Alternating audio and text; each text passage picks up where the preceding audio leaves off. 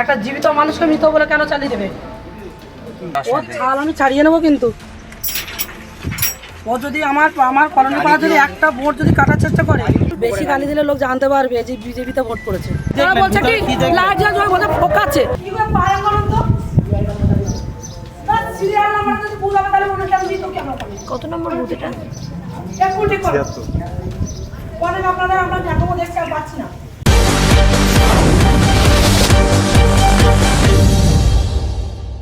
ভোটের দিনেই যেন যুদ্ধের ময়দান। সকাল হতেই গেরুয়া পোশাকে বুথে বুথে ছুটে বেড়ান প্রার্থী। কোথাও অশান্তির খবর পেলেই নিজেই পৌঁছে যান ঘটনাস্থলে। কড়া ভাষায় হুঙ্কার, বিরোধীদের বিরুদ্ধে একের পর এক আক্রমণ। সব মিলিয়ে ভোটের সকাল থেকেই রণংদেহী মেজাজে হিঙ্গলগঞ্জের ময়দান গরম করে তুললেন বিজেপি প্রার্থী। সন্দেশখালী কাণ্ডের প্রতিবাদী মুখ এবার সরাসরি ভোট যুদ্ধে, আর সেই লড়াইয়ে শুরু থেকেই আগ্রাসী ভূমিকায় নজর কেড়েছেন তিনি। পরীক্ষার দিন পরনে ছিল গেরুয়া পোশাক। নৌকায় নদী পেরিয়ে ভোট দিতে যান রেখা পাত্র।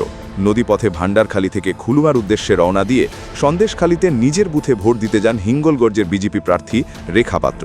সন্দেশখালী বিধানসভার কর্ণেখালীতে ১৭২ নম্বর বুথে ভোট দেন তিনি। হিঙ্গলগঞ্জের বিজেপি প্রার্থী রেখা পাত্র সন্দেশখালীর পাত্রপাড়ার ১৭২ নম্বর বুথের ভোটার।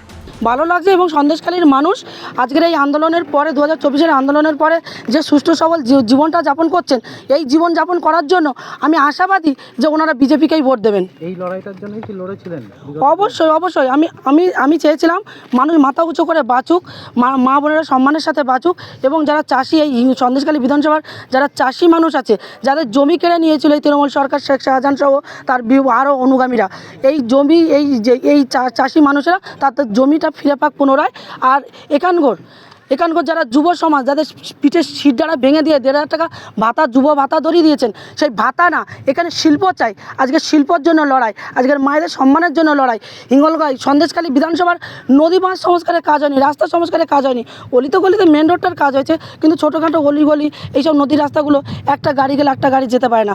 শুধুমাত্র এই নদী প্রান্তিক এলাকাগুলোকে আমাদের বিশেষ করে নজর দিতে হবে, যাতে এখানে আয়লা হলে, আমপান হলে, বুলবুল হলে যে মানুষ এখানে নদীর বাঁধ ভেঙে জল ঢুকে মানুষ ক্ষতিগ্রস্ত হয়, সেটা যাতে না হয় সেই দিকে আমাদের লক্ষ্য রাখতে হবে। আগামী দিন আমাদের নতুন নয়া প্রজন্মকে এগিয়ে নিয়ে যাওয়ার জন্য আমাদের এই লড়াই। কোনো অপ্রীতিকর ঘটনা কানে এসেছে এখনো পর্যন্ত? আমার হিঙ্গলগঞ্জ বিধানসভা থেকে এসেছে, এবং সন্দেশখালী বিধানসভায় থেকে আসলেও আমি যতটা না লড়াই করবো তার থেকে বেশি লড়াই করবেন এখানে বিজেপি মনোনীত প্রার্থী সনদ সর্দার মহাশয়।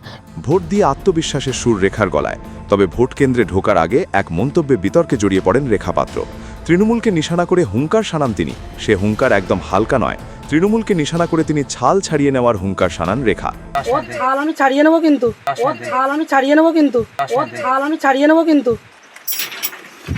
ও যদি আমার কলোনি পাড়া যদি একটা ভোট যদি কাটার চেষ্টা করে, ওর ছাল আমি ছাড়িয়ে নেবো, কিন্তু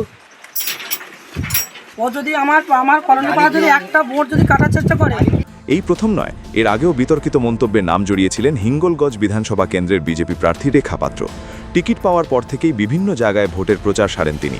সেই প্রচার করতে গিয়েই রেখার মুখে শোনা গিয়েছিল বুলডোজার মন্তব্য। ভোট প্রচারের সময় বুলডোজার চালিয়ে রক্তাক্ত করার হুঁশিয়ারি শোনা যায় বিজেপি প্রার্থী রেখা পাত্রের মুখে। ভোটের দিনও রণংদেহী রূপে ধরা দিলেন বিজেপি প্রার্থী। আমরা তো ২০২৪ থেকে নিজের ভোট নিতে দিচ্ছি। আমি ২০২৪-এর ভোটটাকেও আমি নিজে দিয়েছি, ২৬-এর ভোটটাও নিজে দিয়েছি। দিয়ে আমার এটা মনে হলো এই দুটো বছর, গত ২৪ সাল আর এই আমার বর্তমানে ২৬ সাল, এই দুটো বছর আমি নিজের গণতান্ত্রিক অধিকার আমি কোনো দলের উপরে ভরসা করে দিতে পেরে আমি নিজের দামি মনে করলাম যে নিজের স্বাধীনতা ফিরে পেয়েছি। সন্দেশখালী ২ নম্বর ব্লকের হিঙ্গলগঞ্জ বিধানসভার খুলনায় ১৭৬ নং বুথে জীবিত ভোটারকে মৃত ভোটার বলে চালিয়ে দেওয়ার অভিযোগ ওঠে। সকাল সকাল ভোট দিতে এসেছিলেন বছর ৭০-এর আলপনা পাত্র। ভোটার কার্ড নিয়ে ভোট দেওয়ার সময় পোলিং অফিসার তাকে জানান তিনি মৃত, ভোট দিতে পারবেন না। এরপরেই বুথ কেন্দ্রে শুরু হয় বচসা।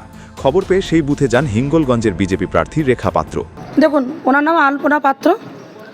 উনি আমার কাছে অভিযোগ যেটা করলেন যে মা আমি জীবিত, আমাকে মৃত বলে চালিয়ে দিয়েছেন। আমি যখন বিএলও সাহেবের কাছে গেলাম, আমাকে একটা ওখানে ফর্ম ধরিয়ে দিল। সেই ফর্মে আছে এপিক নাম্বারের ভুল।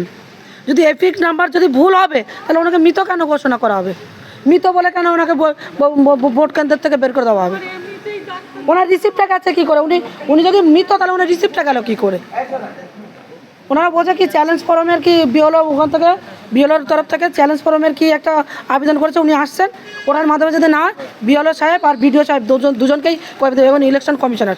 আমি ভোট দিতে ঢুকেছি, ঢোকে আমি হচ্ছে আমার শরীর খুব খারাপ, আমাকে একটু আগে ভোট দিয়ে নিন, আমি না তো দাঁড়াতে পারবো না, মাথা ঘুরে পড়ে যাচ্ছি।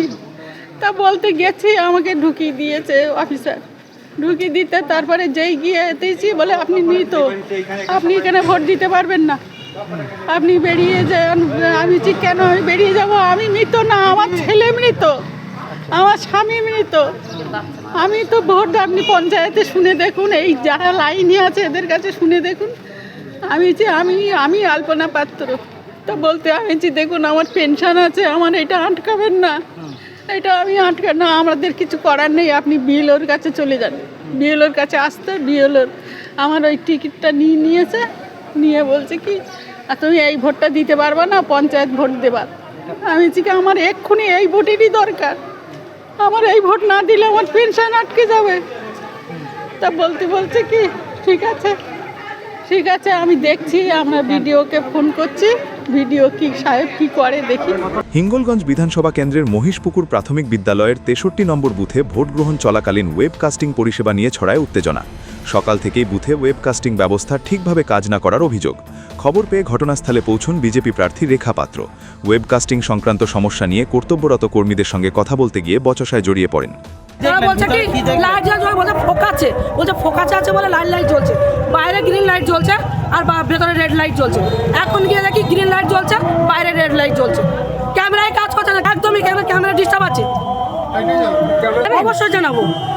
অবশ্যই জানাবো, এখানে এতক্ষণ এখানে পরিকল্পিত ভোট হচ্ছিল। এই উত্তেজনার মাঝে সিসিটিভি ফুটেজে ধরা পড়ে রেখার এক বিতর্কিত ছবি। উত্তেজনার মাঝেই রেখা পাত্র এক ওয়েবকাস্টিং কর্মীর গলায় থাকা নির্বাচন কমিশনের আই কার্ড টেনে ধরেন এবং তাকে হুমকি দেন। ঘটনায় বুথ চত্বরে সাময়িক উত্তেজনা তৈরি হয়। সেখানে উপস্থিত নিরাপত্তারক্ষী ও নির্বাচন দায়িত্বপ্রাপ্ত আধিকারিকরা পরিস্থিতি নিয়ন্ত্রণে আনেন। উত্তেজনার খবর পেয়ে বুথে পৌঁছন হিঙ্গলগঞ্জ বিধানসভা কেন্দ্রের তৃণমূল প্রার্থী আনন্দ সরকার। সেই জন্য আসলাম বিষয়টা দেখতে কি হচ্ছে। আমি জানি না একটা বুথে 1 ঘন্টা ধরে কি করে প্রার্থী, আমার নতুন অভিজ্ঞতা দেখে এসে দেখলাম যে উনি যারা জোয়ান আছে তাদের সঙ্গে কথা কাটাকাটি করছে। পূর্ণ অবস্থায় এই বুথটাতে স্বাধীনতার পর থেকে আজ পর্যন্ত কোনোদিন কোনো রেকর্ড নেই গণ্ডগোলে, উনি এসে গণ্ডগোলটা পাকাবার চেষ্টা করছেন। হুঙ্কার থেকে দাবাং রূপ, একের পর এক আক্রমণাত্মক রূপে ধরা দেন রেখা। কথায় আছে by hook or by crook, মানে যে কোনো প্রকারে আসন নিজের কবজায় রাখতে সকাল থেকেই মাঠে রেখা। একাই মা দুর্গার মতো সামলেছেন নিজের বিধানসভা কেন্দ্রের বিভিন্ন বুথ। হিঙ্গলগঞ্জ থেকে শ্যাম বিশ্বাসের রিপোর্ট, আর প্লাস নিউজ।